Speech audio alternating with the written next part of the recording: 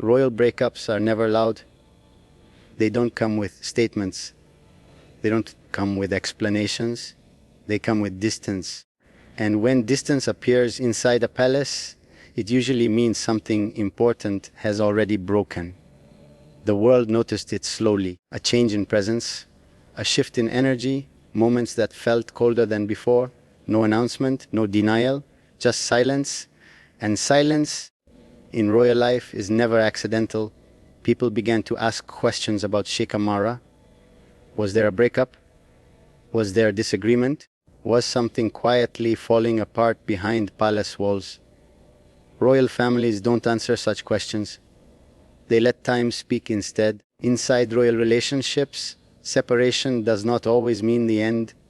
Sometimes it means pause, a pause forced by pressure, by expectation, by the weight that comes with being watched constantly.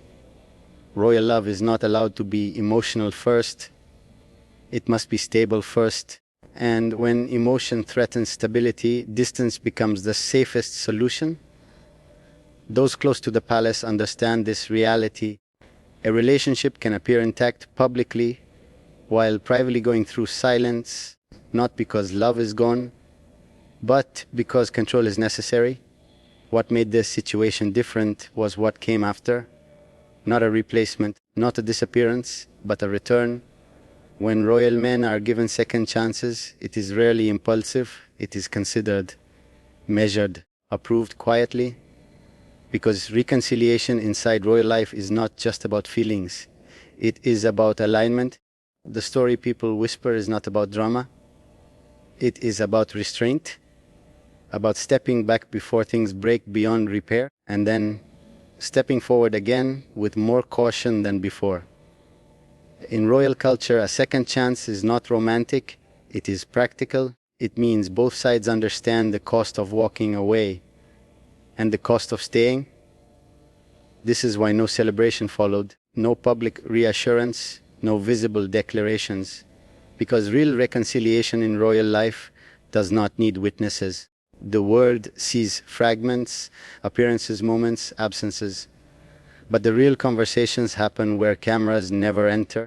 Another truth people miss: royal breakups are rarely about lack of feeling. They are about timing, about pressure arriving too early, about responsibility tightening its grip, about emotion being asked to wait. And sometimes waiting works, sometimes distance clarifies, sometimes silence teaches what noise never could. If a second chance exists, it is not because mistakes were ignored. It is because reality was understood. Royal families do not rush decisions. They observe. They allow time to reveal whether something can survive without constant reassurance. This is why the story never became dramatic. Drama creates instability. Instability creates questions. Questions weaken control. Whether love returned or understanding deepened, one thing is clear: nothing moved forward without intention. Royal relationships don't reset easily.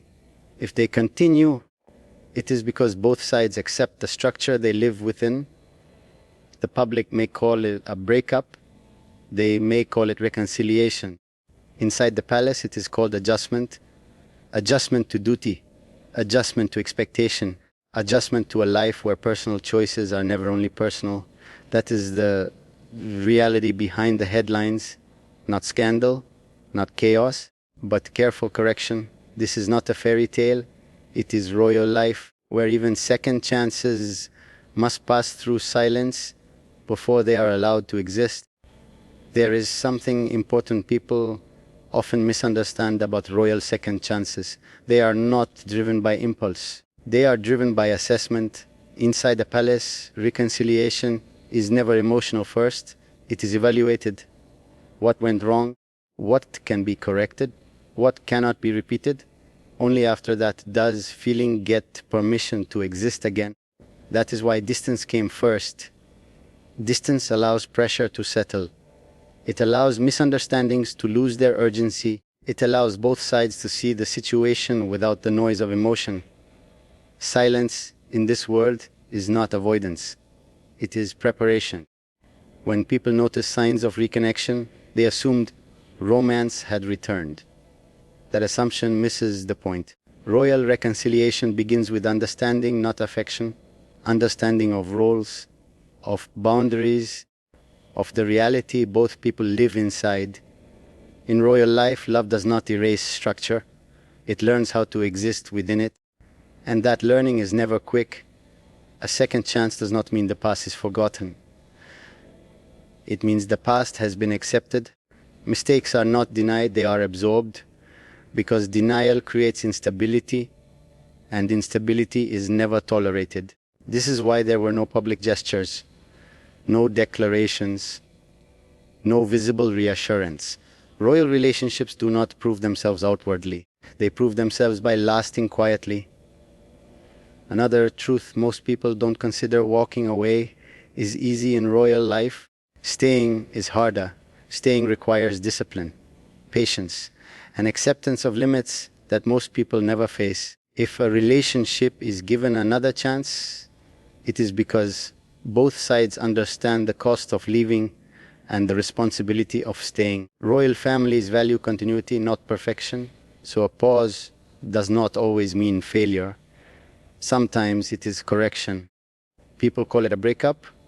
Inside the palace, it is seen as recalibration, a moment where reality demanded adjustment before anything could move forward.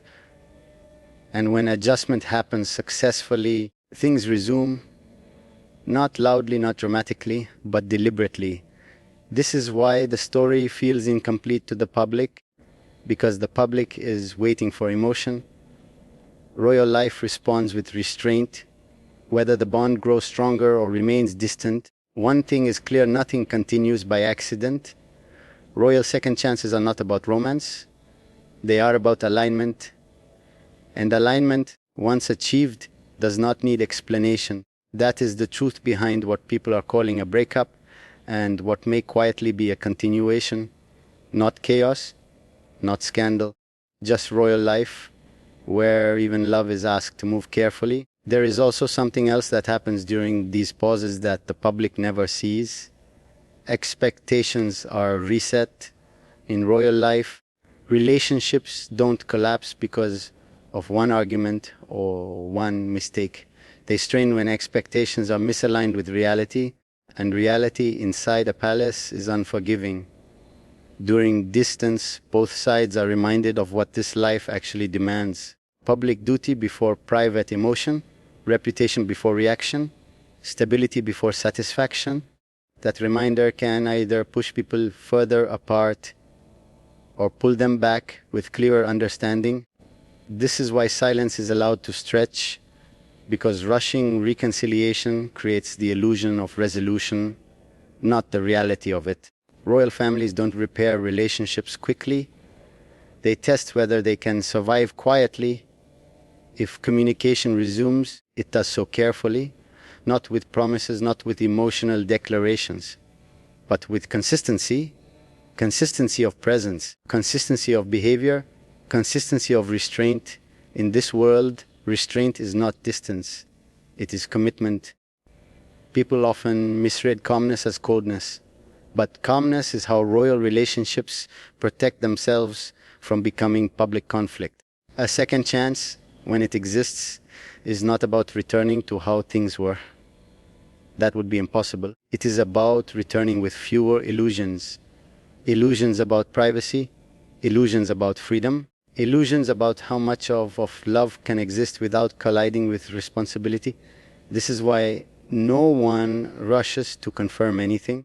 Confirmation creates expectation. Expectation creates pressure. Pressure breaks things that are still fragile. So what the public witnesses is subtle, a shared moment, a familiar presence, a gradual return without announcement, enough to suggest continuity, not enough to invite scrutiny. Royal life values discretion over reassurance. If something continues, it is because it has been deemed sustainable, not because it feels good in the moment. That is the part most people never understand. In royal relationships, emotion is not the foundation, it is the addition. The foundation is duty, and anything built on duty must be balanced carefully. This is why second chances in royal life look uneventful to outsiders. No celebrations, no explanations, just quiet persistence.